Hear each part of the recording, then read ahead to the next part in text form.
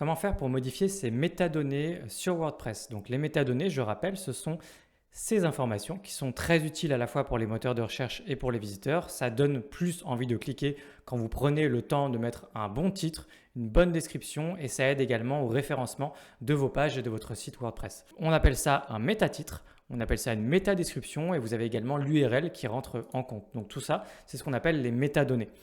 Ces métadonnées, on peut les éditer avec des extensions de SEO sur WordPress. Il y en a une qui est très connue qui s'appelle Yoast SEO. Je vais vous recommander d'installer plutôt Rank Math que vous trouvez juste ici en faisant une recherche Rank Math. C'est gratuit, vous pouvez l'installer et l'activer immédiatement. Rank Math va vous inviter à créer un compte gratuit. Donc encore une fois, c'est gratuit, allez-y. Une fois qu'on a activé notre plan gratuit, on va arriver dans un assistant d'installation. Ici, on ne va pas passer de temps là-dedans. Tout ce qui nous intéresse, c'est de bien garder le mode avancé parce que c'est là où on aura le plus d'options, nous, en tant que SEO. Ensuite, on peut faire simplement revenir au tableau de bord. Donc on s'assure bien en haut à droite qu'on est dans le mode avancé. Et puis maintenant, vous avez accès aux métadonnées sur chacune de vos pages, mais également de vos articles de blog ou pages produits pour une boutique. Donc là, si je vais sur n'importe quelle page, ici par exemple, on va avoir un nouveau menu qui a été ajouté par Rank Math en haut à droite, qui vous donne un score pour vous aider pour votre SEO en matière de contenu.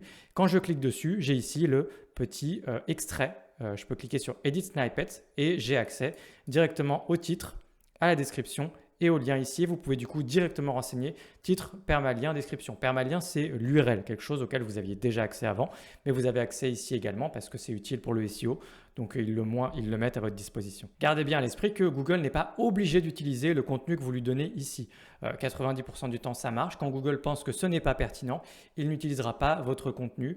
Et dans ce cas, je vous invite éventuellement à tester d'autres choses, à mettre un métatitre un peu différent, une description un peu différente dont Google pourrait justement tenir compte à l'avenir.